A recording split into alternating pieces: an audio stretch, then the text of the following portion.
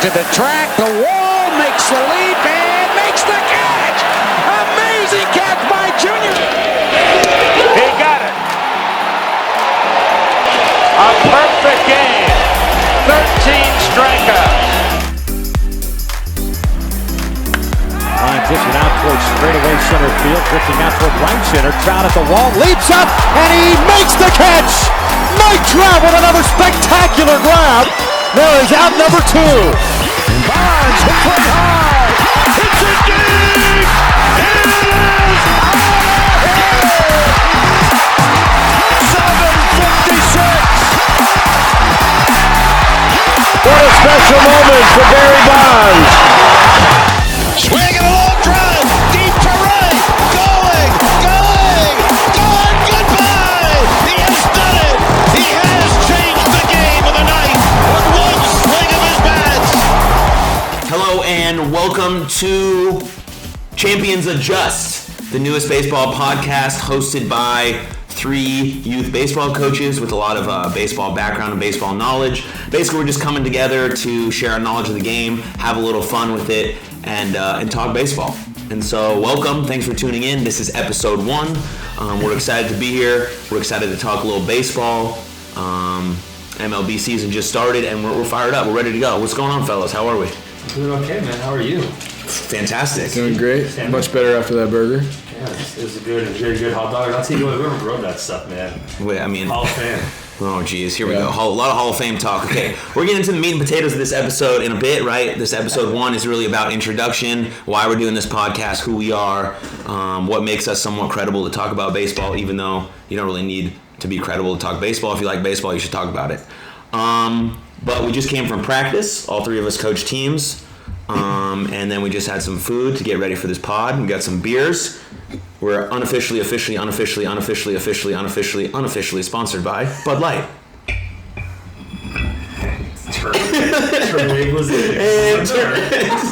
And we got some Miller Lights too.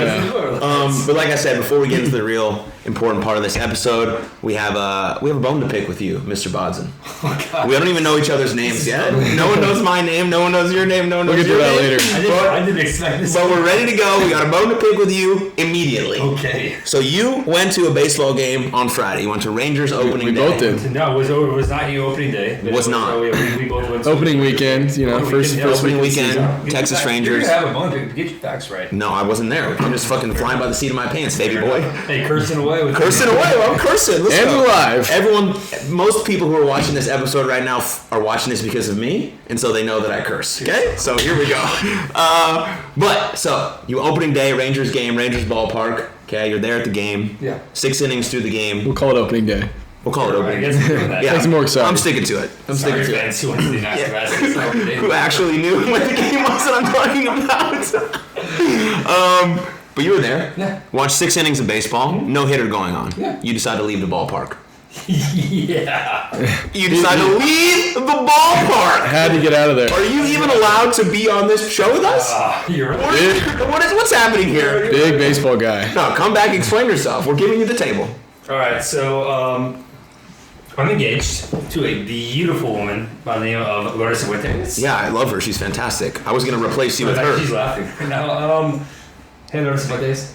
And she had to get up at 6 o'clock in the morning. And so we were before the game. Before the game, I had said how Betty's going to throw another hitter. Mm-hmm.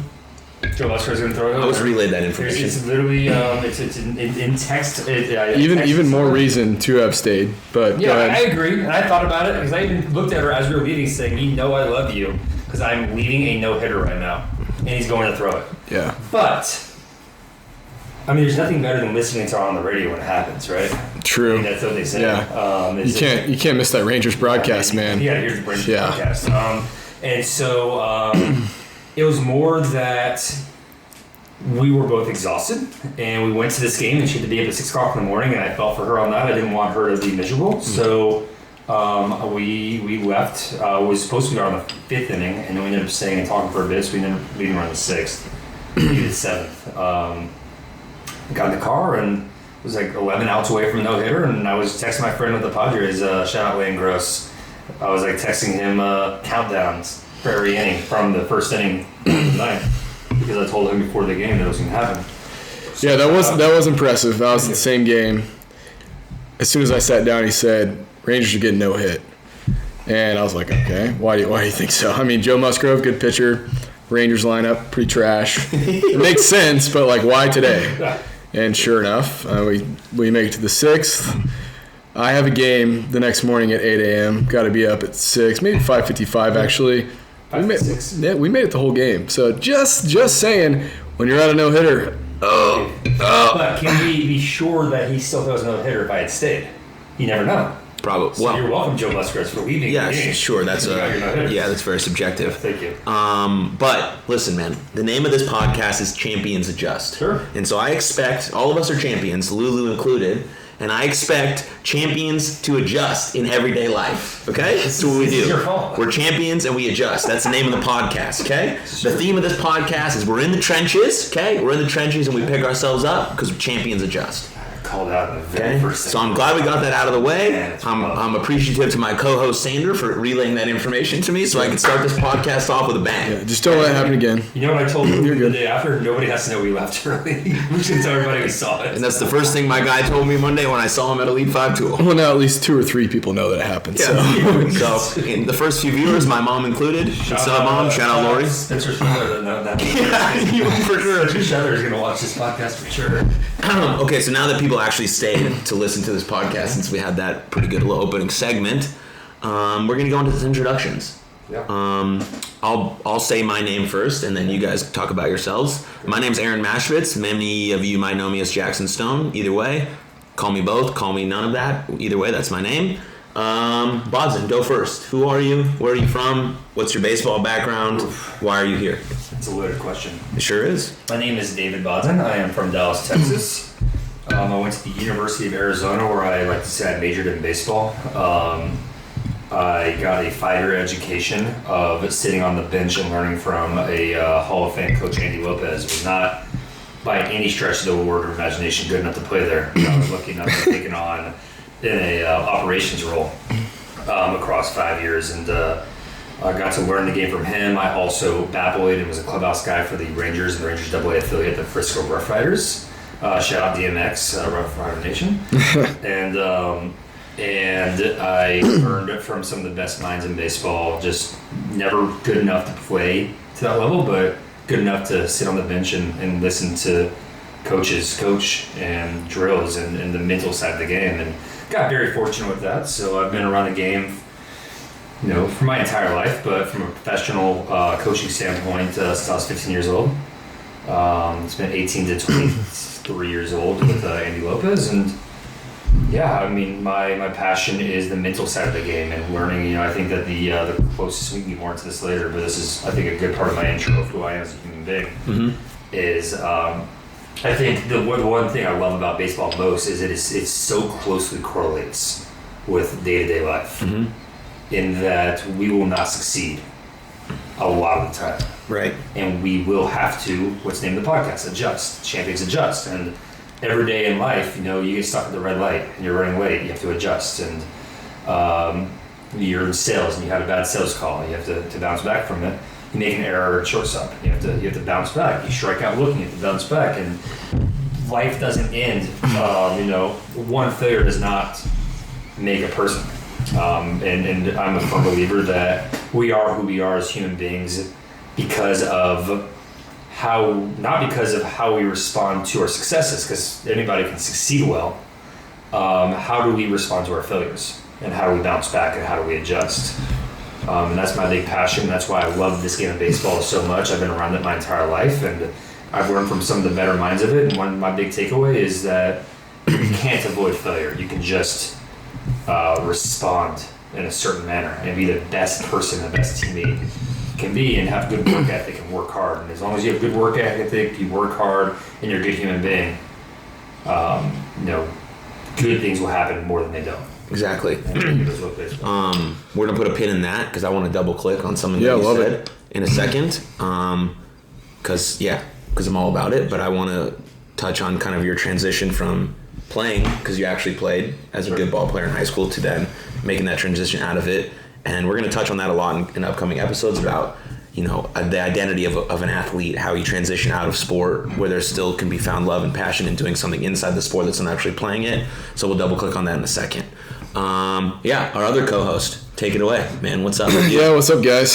Sandra Bryan. I grew up in Kansas, actually, for most of my growing up years, and really my baseball background starts from an early age. I was fortunate to have two good, supportive parents that would travel with the team, take me to camps, take me to games, and things like that. And so I learned the game from coaches, at the Division I level. I kind of followed Sonny Galloway around when he was at Oral Roberts to OU. And then, growing up, I had some pretty good coaches that developed us on and off the field, I would say. And so I would say that I developed into an above average player in college, good enough to get a scholarship to play in college. I played at a Division II school called Southwest Baptist, and I'll be the first to say that I was never a fantastic college baseball player, but I really took on the leadership role from an early career in college. We were a pretty bad team my freshman year. We had a solid group of guys, though, and so we decided that we were going to do something different and just kind of turn that program around, which we did. We weren't winning national championships or anything. There's a dog back there. We got dogs. We're good. But, my senior year, we were winning 30-plus games. And so my role on the team, I would say, was, just as a leader, like a silent, leader that's going to work hard all the time, not necessarily hitting bombs or anything, and, not even playing every game. But, I took a lot of pride in how we went at it, how, what my work ethic was like. And so I've remained in the game, stayed around the game. I have a passion for the game, and coaching is kind of scratching that itch for me. After college, went to work for the Rough Riders, actually, same team as David, in a sales role, because I wanted to stay in the game. Ultimately decided that I didn't want to work in baseball as a career necessarily, so I don't work in baseball as a career anymore. But took some time off, and this is, I love it. Getting back into the game, being around the kids. I tell my wife all the time, as much energy as I pour into this job, this second job that we spend literally hours doing a week, 10, 20 hours a week between practice and doing lessons and things like that and tournaments and all that. They give it right back to you with their energy and their love for sport and things like that. And so as easy as it is to get frustrated and impatient with 13-year-olds, man, I love those guys, and they're certainly life-giving. So that's what keeps you in it. It's not necessarily wins and losses, it's development and being around kids who are at an age where they can go this way or they can go that way. And so being a coach that's in their lives, I take a lot of accountability and responsibility for getting them down the straight and narrow. So to conclude my intro, I would just like to call out kind of the three principles that I talk to my guys about. And number one is display integrity with everything you do. And so to expand on that is just doing the right things when no one's watching. Always be doing the right thing. Second thing is be a good teammate, be a good friend, but don't be friends with everybody. I think that the second part of that is probably the most important, because I tell them all the time, be a good friend, be a good teammate, but you don't have to be friends with everybody. Surround yourself with people who are doing the right things. And at that age, it's super important. They're 13. And then the last thing is just work hard at everything you do. I think it goes without saying, but if you display that, whether it's science class or baseball or doing your chores at home or whatever, you're going to ultimately have success if you just bust your butt. So Love that, man. That's it. Do you want to double click on two things there? Yeah, we will. Quick. Don't use my phrase though. Okay, I 'cause want to that's touch cool. on. First off, you said you did work for the Rough Riders too. I did for 2.5 years. Shout out DMX, Rough Rider Nation, baby. Yeah. That's right. Yeah. And then number two, did you guys know that Northern Light is an award-winning light pilsner? Oh, jeez. That's why love I'm me the some that's why I'm Pilsners. the moderator of this podcast. I'll lead you to the water. Okay, you just got to drink it. Throw it out there. So, for context on what Sandra was saying, right? We all work for the organization called the Dallas Tigers, and we all they're head coaches for the 13U teams, different teams. I'm an assistant coach for Coach Bodden's team, and we practice together 2 nights a week. We've played against each other. Sometimes we're in the same tournaments. Our team is officially a AA team. They're a AAA team, but a lot of the same skill level. That's why we practice together. So it's cool. So there's some context for that. And then David will give you some context on the facility that we kind of work out of as well, and then I'll intro myself. Sure, we work out of a facility called Elite 5 Tool Fit. It is a beautiful facility with 12 cages, 6 short, 6 long cages. Are we doing free ads here? They're going to sponsor this podcast. Paul? Yeah, eventually. They will. When we have 1 million viewers, and we're the greatest baseball podcast in the history of the world. We'll send you a bill, Paul. Yeah. No, David Lovell will be the one sponsoring this. That's true. And Elite 5 Tool Fit, we work out from there. Beautiful facility, state-of-the-art weight room, state-of-the-art short cages, long cages with machines for ground balls, for pitching. Clayton Kershaw actually has a pitching tunnel there, where he got ready for the 2020 the 2020 shortened season from there, which is a lot of fun because we were doing camps there during the summer. And Kershaw was in there with Bueller actually working out. She's there throwing Chad. And of course, when you're coaching those kids and Clayton Kershaw and Walker Bueller are there, you're not getting a ton done. Yeah, but, no distraction there. Kershaw was super cool about coming and talking to the kids and kind of cut camp short and let them do a little Q&A and took pictures with them. So Super awesome. it's really cool, and it's a cool facility to be around because you get like Bo Burrows, left-handed pitcher for the Detroit Tigers, worked out from there from the off season, and you have some major leaguers, a lot of minor leaguers are working out from there, which is great for the kids. Also, a lot of dudes at the younger levels. I mean, kids that are in high school and middle school, that they're going places. So it's always cool to get in there and see dudes taking hacks that you will likely see playing high level ball. For example, MJ Sal, who is a sophomore at Hebron, throws 90. I think he'll watch this and correct me. I think 90-91 from the right side. And Cheers, buddy. He's an absolute raw hitter. He's already committed to the University of Arizona. Verbally, Yeah. 15 years old. We see him there every day. He's there every single day, working his butt off, just getting it, and that's what turns you into. You don't have to work that hard, but if you want to play at that elite level, then you do, and it's okay to not want to.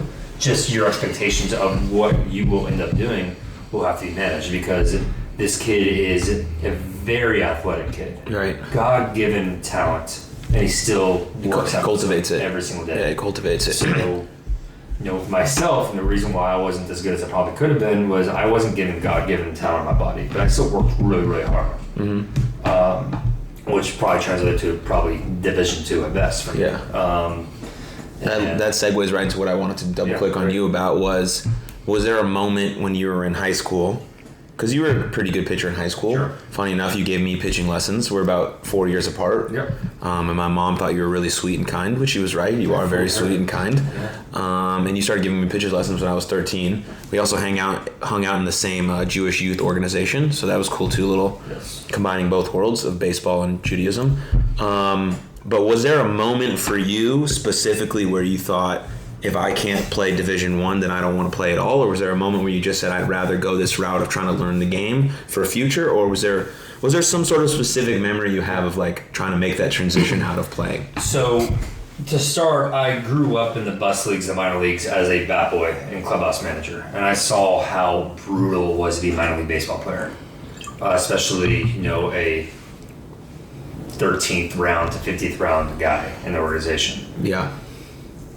So my dreams or even desire to play professional baseball went pretty early. Mostly because I had been around it, I'd been in it, and it's for some people, and I just knew early on it just wasn't really for me. I didn't want to spend my summers on a bus, and I didn't even know the financial side of it, which is now a huge topic of conversation that we can get into. Yeah, absolutely we will. But I didn't even realize that at the time. I just didn't necessarily want to get super into it. And I knew I didn't have the talent for that. So my senior year, I severely strained / tore a muscle in my forearm. Basically what happened was there was a pitcher by the name of Frankie Francisco, who used to pitch for the Rangers, who I was close with, who taught me how to throw a splitter and taught me how to throw a slider. And so when I was 18 years old, 6'2", like a $105, like just a stick. I had no real muscle in me. I had no fat in me, that's for sure. Yeah. I was throwing these splitters and these sliders really hard on my arm. And I overthrew them because they were great out pitches. And I threw not hard enough to strike people out of my fastball. So I threw a lot of junk, and I ended up tearing a muscle in my forearm. So that really put a hitch in my plan to play college.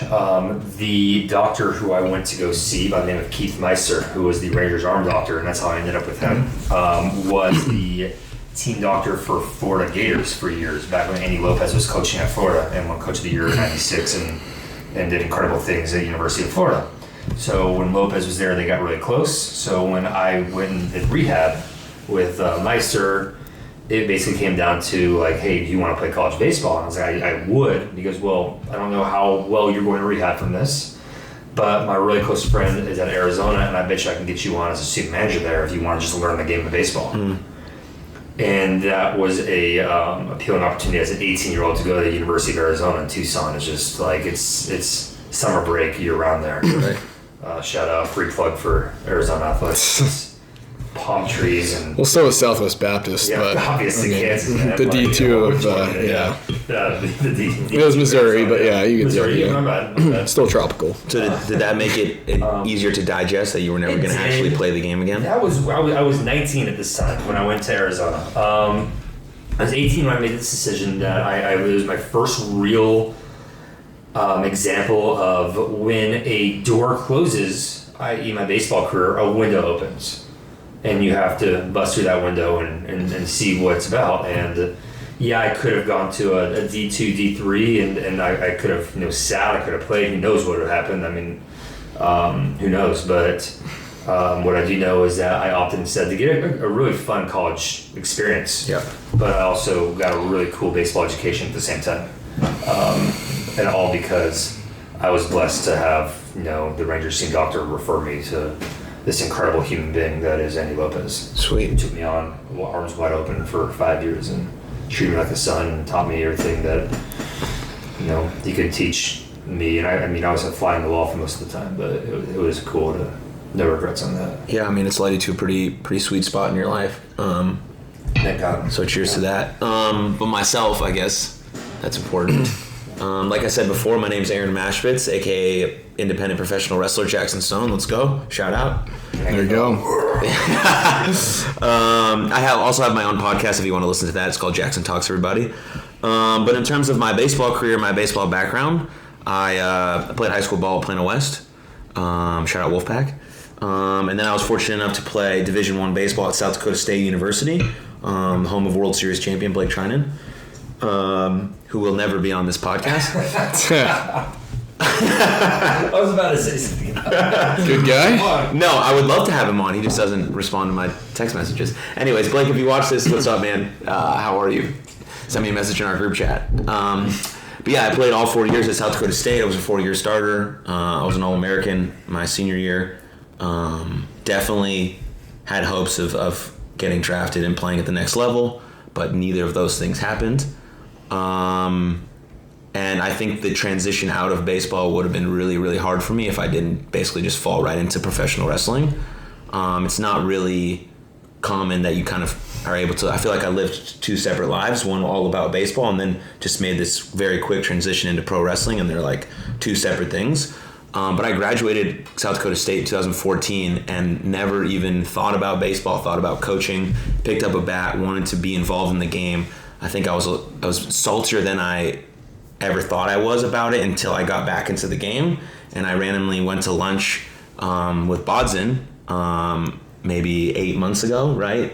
It would have been, it would have been probably July or August of last year. Yeah, so almost a year ago. And he was telling me about Elite 5 Tool and if I want to come work out there and do some classes in the strength and conditioning department with the kids, maybe give some hitting lessons. And that seemed really cool and fun, and it was nice to get back into the swing of things. And like Sandra was saying, you're around these young kids, and they have so much energy and vibrance, and you just want to give them more and be able to like teach them and show them the things that you may have fucked up on, missed on, or didn't have the opportunity to do, and now you're passing that knowledge along. And if you know me, that's a big part of my life, is like sharing these kinds of things that have helped me and resonated with me in my life and my journey. And then slowly that became more classes. Then I did a weekend where I helped him assistant coach, and then he asked me if I wanted to help assistant coach his team, and now we're here basically doing baseball 6 days a week in the midst of our season. And it's been the most unexpected thing that's happened in my life in the last 8 months, except maybe the whole world was happening in the whole entire world, but that's another subject. Yeah. Try to keep that out of this. Yeah, but it's over, right? No, I want to get into the politics of this. They said it was over, so we're coming on the other side of it. We're coming on the other side of it. We're doing the best we can. But the unexpected amount of joy that I've gotten now from being back and being part of baseball again is something that I really am grateful for. And so that's kind of the reason for this podcast. But the idea of the podcast came from our man Sandra. And so let's give us a little rundown on that, how this came to be. Yeah, man. I'm not a huge podcast guy, but I've listened to a few, and most of them are just for pure entertainment. Some stupid humor, some golf podcasts, and but I mean, a lot of them are fascinating. A lot of them are really niche, stuff that people aren't talking about, but people end up being really interested in. So I don't even know who our target market is here. It could be youth baseball coaches, it could be youth baseball players, and it could be just randoms who don't have anything better to do with their lives. And I hope that's you. But I just find there's so much content in what we're doing. There's so much. Every single time you get around these kids, there's either a funny story, a really frustrating story. There's, parents are certainly, they come into play here. There's a lot of management that has to go on. That's, stuff that you don't really think about. You're not just writing a lineup card and sending the guys out there. Half the time they're walking to their positions and you got to get them back and have them sprint. Stuff like that. But man, it's just every day there's something new. Let's just give an example. Tonight I gave my guys homework because I feel like they don't watch the game. And I think most youth baseball coaches would agree that this generation of ball players, they're playing video games, and watching baseball is just not a priority like it maybe was to us. We just grew up watching the game on TV or whatever. Maybe we didn't have other things to consume. So. Yeah. We also didn't have MLB TV, which would have been awesome. For sure. But now, it's just not really a thing, and I don't necessarily blame them. But, if you ask kids on your team, who's your favorite player, half of them, they have to really think about it. So I gave them homework. I said, by Tuesday next week, let me know who you want to model your game after. Could be, a similar position or whatever, who they play for, what their number is, what kind of glove they wear, because I want them to actually pay attention and actually do some research, and then why they like them, why they want to model the game after them. And it's funny stuff like that. One kid come back with this really well thought out answer. I was about to bring that up. You got some really cool responses. Yeah, and some of these kids they don't necessarily maybe talk much, or you don't know much about their personalities or their lives in depth. Yeah. But when you give them an opportunity to when you kind of dig a little bit, there's a lot to it. And so it's just so fulfilling to see that they are trying. They do have a lot in them. They've got a lot of personality, and they do love the game. Just in maybe a different way than we did growing up. And to that point, who were we when we were 13? I don't know what my response would have been then. I know who I am now. But the kids on the field that we were with tonight, every one of those kids loves this game. Do they show it the way we necessarily want? Well, no, but they're 13 years old, and it's a tough age. It's not a fun age. That's the age where you're gonna really Ain't nobody who wants to relive 13 years old. No matter, it's not a fun age. Yeah. It's really cool to interact with these kids. To me, it's really cool to dig into it a little bit about how you can succeed better, fail better. You can learn the game and learn life a little bit better. But at the end of the day, we look at them and I catch myself doing this. I'll say something to a 13-year-old kid, and I don't get the response I want. And I'm then I have to catch myself. Oh, he's 13. Yeah. I do my best, and I think you can agree with this when you see my coaching style. I try to, look eye to eye with him. Like, hey, we're on the same level here. But I forget that when it comes down to it, how would I have handled that when I was 13? Yeah. Like, I did not have a ton of confidence in myself as a human being. My self-conscious, my self-confidence, my self-esteem weren't great when I was 13. And it brings up an entirely different aspect of our jobs. Which is why, I guess, going back to like your homework you're doing, it's incredible to see the responses that you showed me. It's just... Yeah, it's fun, but I also just like, I don't know, I love encouraging them to be a student of the game. That's really what it's all about is, watching what we work on at practice, watching that at full speed at a very high level. And so, I don't know, I try not to take my job too seriously or this podcast too seriously, but there's going to be serious moments. When you get an opportunity to maybe like lead them the right way, even a simple thing like that. Got to jump on it. And that's what it's all about, I think, for us. And I think for any youth coaches who are listening to this, who take the game too seriously, it's 13U baseball. And at the end of the day, I've run into coaches like this who will do whatever it takes to win. And honestly, that bothers me a ton more than losing. You saw it. Mm-hmm. Our first weekend, and I hope this guy watches this. Our first, fat chance. Can I talk about this? Listen, everyone who associates with baseball is going to watch this podcast. Great. I'm glad. I'm manifesting. I'm the most optimistic person you'll ever meet in your whole life. Sure. There's a coach that we played. It was the first weekend. I had zero expectations of winning.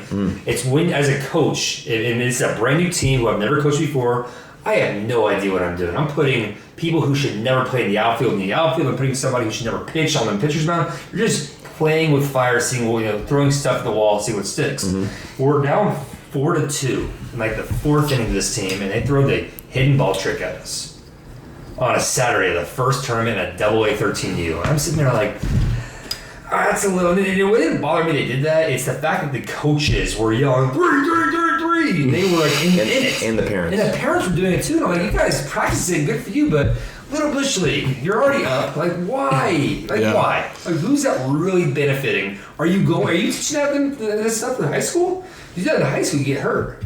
You will get hurt if you do that stuff when you get past like 16, 17 years old. Do I agree with that? That's a different conversation. Sure. But it is something that is a part of the game, that it's going to happen.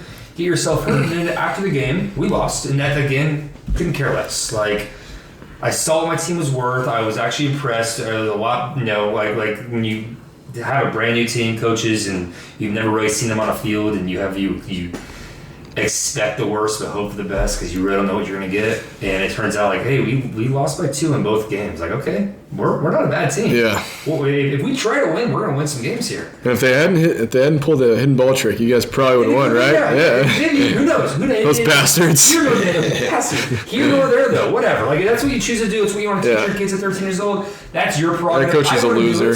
Yeah, I think he cares a little bit more about winning at the 13U AA level than you probably should. But then you fast forward to after the game, which what I really care about, win or lose. Win by 30, lose by 30, win by 1, lose by 1. You are on the line because during COVID you can't do handshakes. You're on the line, you're doing that hat tip. We haven't quite got that down yet. It is probably my fault. That's fair enough. And you know what? I mentioned that to him too. Get on the line. Yep. I don't care what the score is. Yep. Tip the cap. Like, respect the people that you just went to battle against. Question, was that coach wearing Boombas? Because he definitely sounds like the type of coach that wears Boombas. I feel like he probably was wearing baseball pants. You know what Boombas are? I think that's how you say it. It's like those, like, it's like slow pitch softball gear. Oh, Jesus. Like they have like those rubber nubs. Yeah. Like, you can tell what kind of coach if he's wearing Boombas. And if he wears pants, you already know what kind of coach. Yeah, for sure. Anything below high school, wearing pants, forget about it. After the game, we're all there and we lost, and he's just walking into the dugout, and not one of the kids. And I look at him and I was signing the lineup card to confirm like who played what, and I said, "Hey, we're waiting for you." And he goes, "Well, I thought they did." To the cap, and I said, "Hey, isn't that your responsibility as a coach to teach these young men how to be good sports? Because that's way more important than the win is to me, and I think to most people who really love this game and want to be in youth sports, it's more about the development of the human being than it is winning a AA tournament." And to your point, that is one of my biggest pet peeves. Is somebody, it's teams that do like the boom boxes for walk-up music. Oh man! And- Dude. We could have a full episode about the boom boxes. Oh, we can do it, man, because we lost them. I'll jot it down in the house notes. Oh man, it's actually like the technology is kind of crazy and cool, like how they do like the actual like walk up like it's fun. player names and stuff. But anyways, yeah, that's that was one of those teams, and it bothers me because our jobs aren't to win tournaments at this age. No. I'm not trying to win a national championship here. I'm trying to make sure these kids are ready for high school, not just from a physical aspect, but are they ready to face the challenges of everyday life once they hit 16, 17 years old and responsibility hits them. And a lot of coaches don't take that upon themselves, but at the end of the day, if they don't, we all know when I was a kid, I didn't listen to anything my parents said. Somebody had to tell me, and it wasn't my parents. And I got lucky I had a good mentor. But like it's part of, in my opinion, it's part of our responsibility to teach these kids how to be decent human beings. Yeah. And not run the hidden ball trick up 2 runs against a double A team in the first weekend. It's a huge part of it, right? Because for me, the most important part about teaching a young man, woman, or any person who's in sports is separating their worth or their result or their outcome to their worth as a human being. Because you get out, because you lose a tournament, because you don't get the right outcome, you are not any less of a person. You had a bad day, you weren't good enough in this specific moment at this specific time. That does not translate into not being good enough as a person. But in sports, it's always one and the same, because coaches aren't equipped enough and educated enough to translate that to their players. Right. And so for me, don't care about teaching them how to field a ground ball. I can, and I will, because that's part of my job description as a coach. And I will teach them how to hit absolute nukes. Tanks. I can't teach them how to throw 90. Yeah, can't teach them how to throw 97 because I dip and drive. 80 poo. Yeah. But I can explain to them and express to them that if they lost the game or they struck out with the bases loaded and we lost, that it does not decrease their value as a person. As long as they did their best to play the best they can. Sure, even if they didn't try hard, it still doesn't decrease their value as a human. As a human being, no. We just have to express to them that if you want to do anything great, you have to find where the edge of your capacity is and go there with work ethic. Which we had that recently. We did. Because so many coaches talk about you have to work hard. Well, that really to me is like common knowledge, right? If you want to do anything elite, great, you want to be a business person, you want to be a CEO, you want to be a mom, you want to be a baseball player, you want to play basketball, you want to do art, you have to work hard. That's a prerequisite. Sure. But the things we're talking about here are the other extra intangibles that you're going to add to you as a person. Yes. And as a player. So of course work hard, get in your classes, take your lessons, find your mentors, watch the game, study it. But what are the tangibles? Like he talked about, you have integrity as a player. Are you picking up your teammates? These are the things that add to yourself and create more value and sense beyond the field, which is, because the majority of the people we coach aren't going to be, Hall of Famers, which is going to segue into our first segment in a bit. But they are going to be people. They're going to be, parents, or they already have their sons or daughters or friends or whatever the case may be. But that's my point. Yeah. To feed off that. But, yeah, I think the last thing I'll say here is I think if you're a good coach, you focus on development over necessarily wins and losses, results, or whatever. Development is key.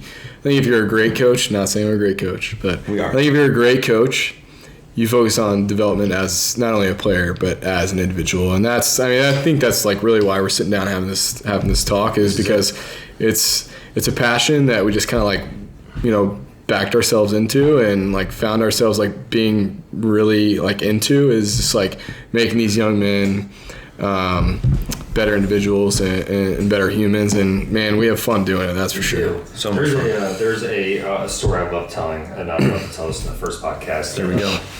Andy Lopez was one of the best recruiters in the country. It's what made him part of what made him such a great coach. And his recruitment pitch was consistently that. This is paraphrasing, and apologies to any Arizona baseball people who are listening. You think I botched this because I probably will. But essentially, there are more brain surgeons than there are Major League Baseball players. And thank God, because they have a way more important job. Yeah, for sure. So you come play for me, you might make it Major Leagues. You could play professional baseball for a few years, who knows? We'll do our best. but I guarantee you're going to leave this program being a major league son, a major league brother, a major league husband, a major league father, and a major league human being. And that's what it's all about. You come play for me, and this was his thing. I'll turn you into a man. You will be a man of principles. You'll be a man of, you'll be a good human being. And that's my thing is, I could not care less. At the end, when it's all said and done, I could not care less if we win or lose. I care, are you becoming better as a ball player every day? And are you becoming more importantly better as a human being every day? Because that's my job. To me, I write my own job description in my head, and my job description is, teach you how to play the game enough so you can hopefully make your high school team, but treat you like a good human being and help you become a good human being so that if inevitably your baseball career ends, can you make it on your own without baseball? Which I think is important for everybody. Yep. Beautiful. Lovely. Would you like another bud? No more beers for me. But no, stay down. We're almost done. Sit down. We're wrapping up. Guy's fiending. He's like, how long is this thing gonna go? I mean, we could talk for hours, but Hall of Fame. But we want to keep the episode one brief. We want to give you an introduction about who we are, what this podcast is going to be about, and so we're going to start our first official segment of Champions Adjust, which is basically selecting a few guys and deciding whether or not we think they're Hall of Famers or not. Is he a Hall of Famer? Yes. You have like a theme music? Lord Almighty. Yeah. We'll get some things happening right here. Is this going to be a picture of Barry Bonds and it's going to say, yes, Hall of Fame? Yes, absolutely. Yes. But people are watching. Talk about that if you guys have any suggestions for this segment, comment on us or DM any of us. Or go to @ChampsAdjustPod on Twitter and Instagram. But if you say Tim Lincecum, we're going to pass on that. So here's what we're going to talk about first. Wrong and answers only. This episode is going to have one Hall of Famer not, and his name is Tim Lincecum. Tim Lincecum. We're going to talk about Tim Lincecum. That's the only guy we're going to talk about. Only guy we're going to talk about. No, I'm not the computer. I'm the computer guy. Oh my gosh. I'm the computer. Literally my computer. That's why I asked you to give it to me. I'm the computer guy. The good news is we got computers in our hands nowadays. Yeah, don't stop. My phone's over there. Big time Timmy Jim. All right, so we'll get They shout out Ahern won their scrimmage. Yeah. Okay. So that's cool. Okay, baby boy. All right, so here we go. We're gonna start with you, Big Sander. game changer guy. Start with you, Sander. Is Tim Lincecum a Hall of Famer or not? Right? He hasn't played since 2016. He is a Hall of Fame weed smoker. He's not a Hall of Fame So you're pitcher. saying no? Never. I'm saying no. I'm saying he won't make it. He'll be on a ballot. He'll be on several ballots, I'm sure. Yeah. But his career was too short-lived. Loved watching him when he was good. Yeah. Hated watching him when he was bad. Sure. But yeah, no, he's not. Okay, Bodden. Yeah. Great. How long we got? Great. So I'm going to spend 20 minutes. No. I gotta go. I'm good. We're keeping these tight. You got 30 seconds. Great 5 years. Great 5 years. 5 years in a 12-year career doesn't make a Hall of Fame career. Okay. Oh, I forgot you were the yes guy. That's what I'm doing last. Dang, I'm But sorry. he pays all the stats in front of him, so he's going I'm less worried about offending him. I'm not. No, I'm just gonna. I want to give some context. I'm gonna give some context for the viewers so they kind of can know what Tim Lincecum Computer is guy. about. Okay, I'm a computer guy. let's go. So you say no. I'm going to go no. Okay, you're saying no. So for some context, Tim Lincecum was basically the best pitcher in baseball from 2007 to 2011. During that time, he won 2 Cy Young Awards and 3 World Series titles. How many career wins? He's the only pitcher He has to 4 All-Star teams, and he led the league in strikeouts 3 times. Career wins less than 100? I don't know.